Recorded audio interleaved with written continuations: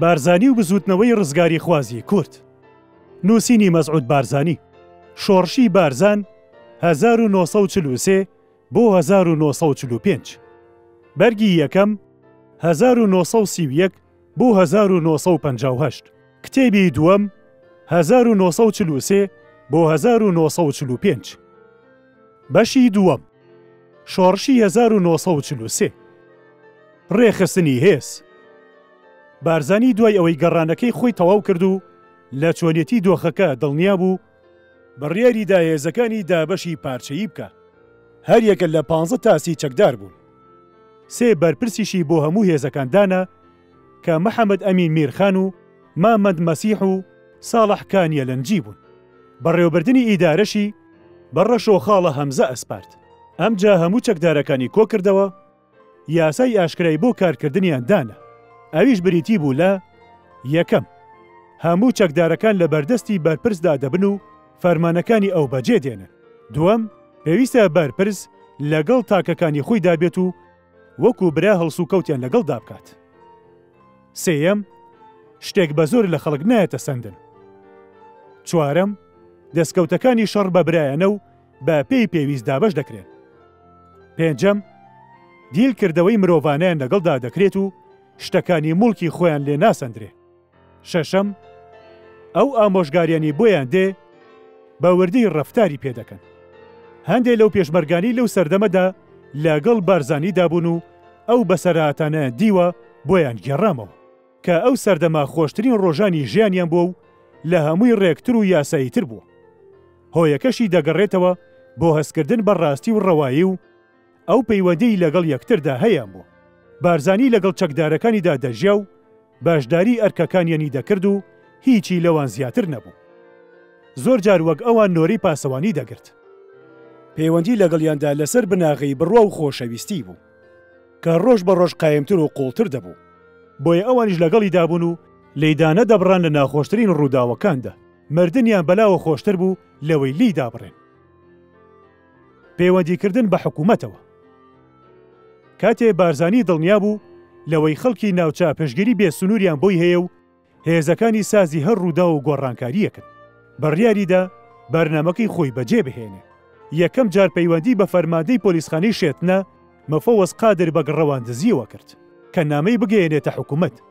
لەو نامەیەدا ئامادەی خۆی بۆ ڕێکەوتن و دۆزینەوەی چارەسەرێکی ئاشتیانە پیشاندا کە ئەو ئەم دوو مانگا خۆی لە پێکدادان پاراستووە بۆ ئەوە بۆ ئیشەکە ئاڵۆستر نەبێ.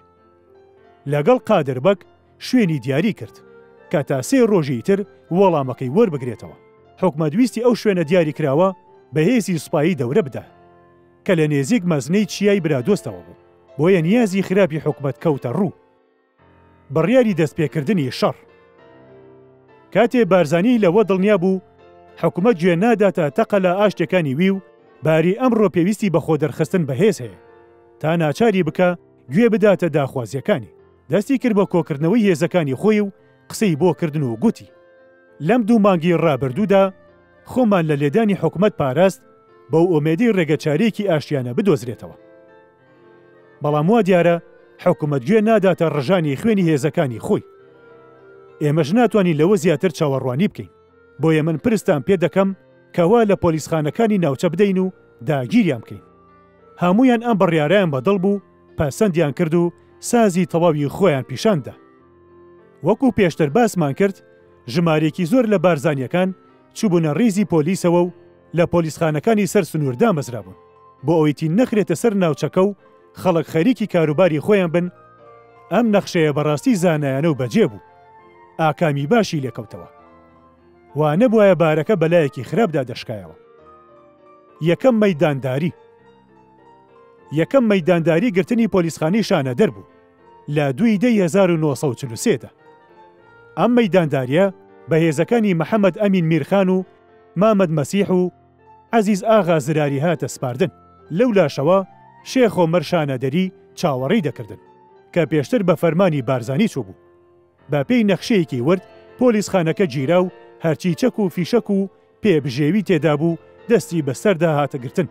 هەموو پۆلیسەکانیش بێ ئەوەی فیشەکێک بتەقێ بەدیل گیران.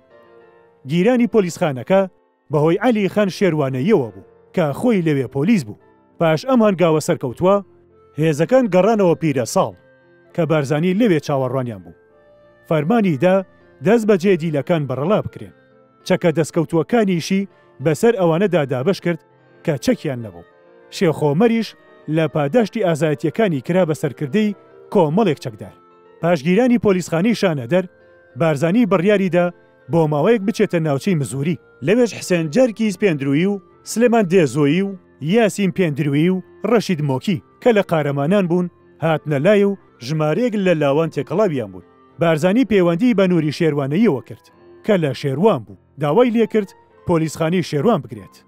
نووری ئامادەیی خۆی پیشاندا، بەڵام پێش ئەوەی بگاتە ئەوێ بە چەند سەعاتێک هێزێکی گەڕۆک کە فەوجێک دەبوون گەیشتبوونە ئەوێ و ئەم نەخشێ بەجێ نەهات. فەرماندەی هێزی سپایی داوای چاوپێکەوتنی بارزانی کرد. ئەو ئەوەندە گەوج بوو پێی وا بوو هەر کە فەرمانیدا بارزانی دەگاتە شێروان. بۆیە ئەم یەکتەربینینە سەری نەگرت و بارزانی چوو بۆ گوندی بێرسیاو و لە پۆلیسخانەی خێرە زوگ ورد بووەوە پاشان نەخشەی گرتنی کێشە. مەیدانداریە بە ناوبانگەکەی خێرە زووک. هێزەکان لە 12 1943 چوون بۆ دەورەدانی پۆلیسخانەی خێرەزۆک. ئەوانەی لە پۆلیسخانەکەدا بوون خۆیان نەدا بەدەستەوە و دەستوەکەریەکی توندیان کرد و داوای یارمەتیان لە مێرگەسۆر و شێروان کرد. ئەو هێزی قوی سیارە کە تازە گەیشتبوونە شێروان و بارزانی بە هاتنیانی نەزانی بوو هاتن. هێزی پێشمەرگە لە شوێنە استراتیژیەکاندا جێی خۆیان گرت و چاوەڕوانی هاتنی فەوج بوون تا تیان بسرەوێنن. بارزانی فەرمانیدا خۆیان لە دوژمن نەگەێنن تا دەگاتە دەشتی هەلوونی نێوان بێرسیاو و خێرەزوو. لەو دەشتەدا شەڕێک ڕوویدا کە لە سەرکەوتوترین و بە ناوبانگترین شەڕەکانی ئەم ڕاپەڕینەیە و داتواندرێ با شەڕی بنەبڕ بێتە ناوبردن. بارزانی خۆی بەشداری تێدا کرد. ئەم شەڕە هەتا تاریک داهات درێژەی کێشە و بۆ حکومەت بەکارەسات تەواو بوو، چونکە زیانی گەیشتە 120 کوژرا و کە یەکیان فەرمادەی فەوجەکە بوو. لە بنەماڵی عومەریەکانی مووسڵ بوو. ناوەکەی نەنووسراوە. 65 دیلیش گیران کە زۆربەیان بریندار بوو. دەستکەوت.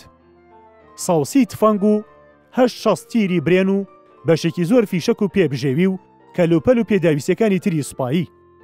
زیانی شۆڕشگێڕان. ئەحمەد ئەفەندی شەهید کرا و 4 کەسیش بریندار بوون. یەکێکیان بارزانی خۆی بوو، بەڵام برینەکەی سووک بوو. ڕێکەوت وا بوو ئەو پۆلیسی بارزانی بریندار کردبوو بە برینداری بەدیل گیرە.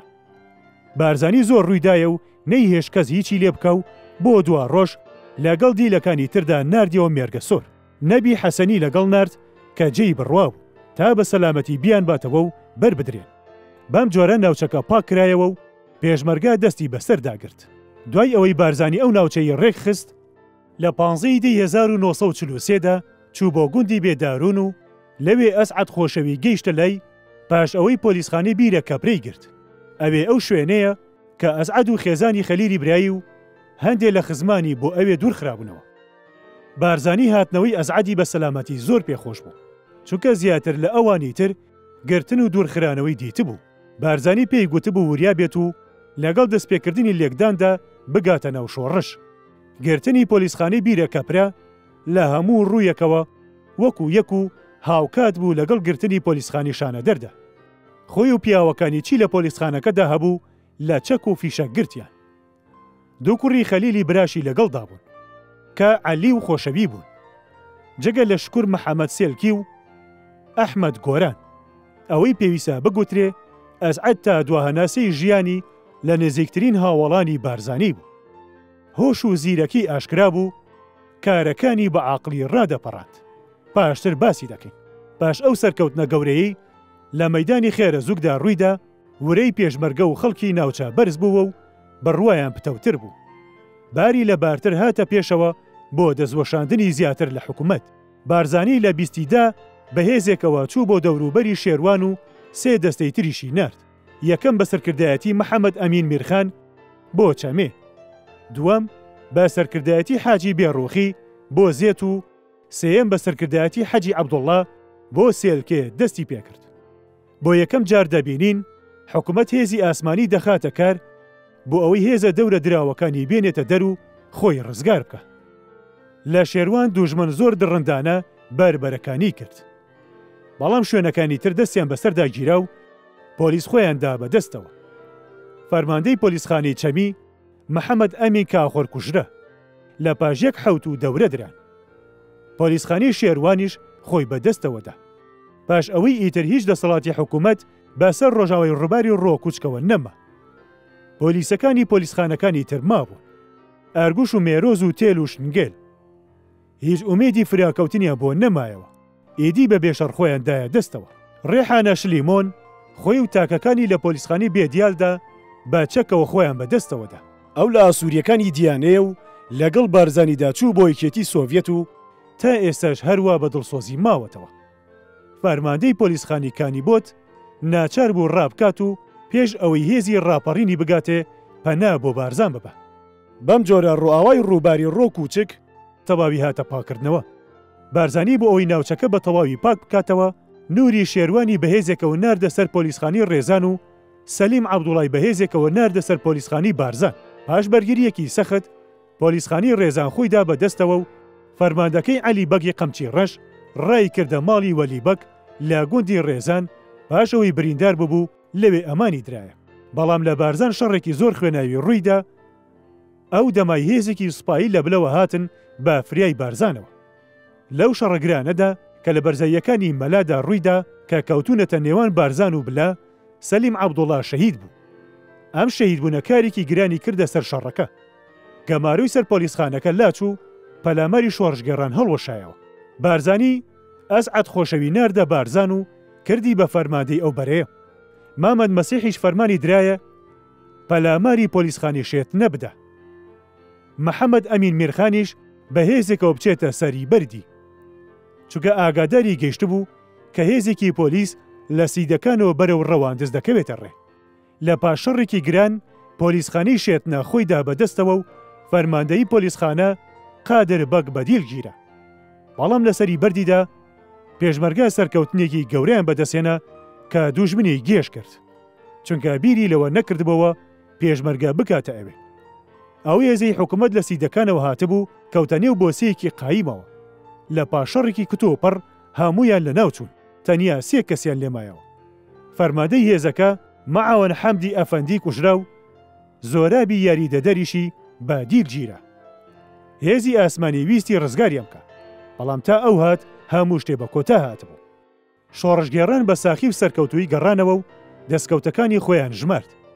برێتی بوو لە 54 تفەنگ و 2 تیر و 4 دەمانچە و 15 ئێستر. سەرکەوتنی نوێ دەتوانین مانگی تشرینی یەکەمی 1943 بە مانگی سەرکەوتن ناو بنین. لەم مانگەدا هەموو ناوچەکە بە تەواوی هاتە پاکردنەوە جگە لە 3 شوێن مێرگە سۆر و بارزان و بلە. ئەوانیش هەتا ئەو دەمەی شەڕ ڕاوەستا دەورە دراون.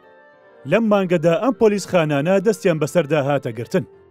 یەکەم شانەدەر، دووەم خێرە زووک، سێیەم بیرە کەپرە، چوارەم زێت، پێنجەم چەمی، شەشەم سێلکێ، حەوتەم مێروس، هەشتەم ئەرگوش، نۆیەم تێل، دەیەم شنگێل، 11 کانیبۆت، 12 بێدیال، 13 شێروان، 14 ڕێزان، 15 شێتنە، 16 بێدارون، 17 کانی ڕەش. شۆڕژگێڕان ئەم چەکانیان بەدەست کەوت. 680 تفەنگ، 24 شەستیر، جگە لە ژمارەیەکی زۆر فیشەک و پێبژێوی. ئەو پێبژێویەش دابش کرا بەسەر گوندەکانی ناوچەدا کە بنکەی بناغەیی بوون بۆ یارمەتی شۆڕژگێڕان. ژمارەی شۆڕژگێڕانیش زیادی کرد. ئەم سەرکەوتنە گەورانە بەهۆی ئەو نەخشە ورد و ئازایەنەوە بوو کە پێشمەرگە کێشابیان و ئەو پشگیریە بێ سنوورەی هاوڵاتیان پیشانیاندا و تینوێتی خەڵکی ناوچەکە بۆ ئازادی کە نرخیان زانی بوو پاش داگیرکرانی ناوچەکەیان لە 1932دا. ڕەچاوکردنی شوێنی سەرکردایەتی بارزانی گوندی بێسترەی نزیک مێرگە سۆری بۆ بنکەی سەرکردایەتی هەڵبژارد کە کەوتۆتە نێوان هێزەکانی وی لە بەری ڕەواندز و بارزاندا. پێی وابوو سپا ئەم جارە لە شەڕەکاندا بەشداری دەکا، چونکە پێداویستی ئەوە بوو شتێ بکە وری ڕووخاوی هێزەکانی خۆی بەرز بکاتەوە. بە تایبەتی کە پۆلیسی گەڕۆگواتی هاتبووە سرەواندن و هێزی پۆلیس خراپی بەسەر هاتبوو گیانی شارکەری لە دەستدا بوو کەواتە سپا تاکە پەنای ئەو بوو. هەرواشی کرد. حکومەت لیوایەکی سپای بۆ مێرگەسۆر نرد کە ڕۆژی 28دا گەیشت و هێزی سەربازی تری لە ڕەواندز و باڵەکیاندا خڕ کردەوە.